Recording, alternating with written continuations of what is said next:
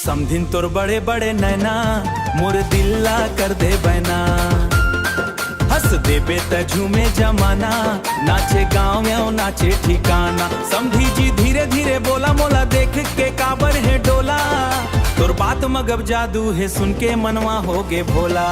ए समधिन तोर बड़े बड़े नैना, डीजे में गूंजे तराना। ढोल मांदर संग बाजे, नाचेगा तुर है पराना।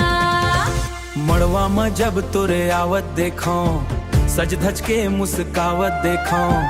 ऊ गोरी तोर चाल निराली, सबके नजर चुरावत देखो। अरे समधी जी झूठ झन बोला, गाँव भर के सुन ले ही लोगन, फिर हो जाही गजब हल्ला।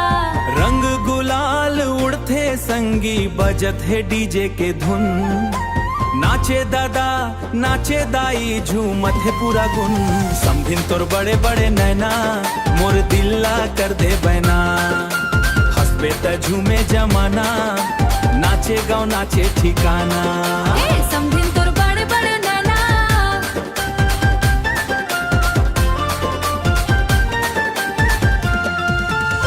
लाल चुनरिया माथे बिंदिया, चमके जैसे चंदा रानी। तोर हंसी के जादू देख के भूले बैठे सब कहानी। तोर बात में मिठास हेती, जैसे महके महुआ फूल। नाच गान में बीतत रतिया, खुशी ले भर गे सब झुल। बांसुरी के मीठा सुर मन एकदम ड्रॉप गूंजे रे। ढोलक मांदर के संग संग सारा गाँव झूमे रे। ए समधिन तोर बड़े बड़े नैना मोर दिल्ला कर दे बैना। डीजे में गूंजे तराना, नाचे जादू है पराना। ए समधिन तोर बड़े बड़े नैना, नाचो चातुर है पराना। अरे समधिन एक ठन मुस्कान दे दे, पहली ते नाच के दिखा दे। डीजे वाले बीट बढ़ा दे, ढोल मांदर जोर बजा दे। ढोल मांदर जोर बजा दे। समधिन तोर बड़े बड़े नैना मोर दिल्ला कर दे बैना।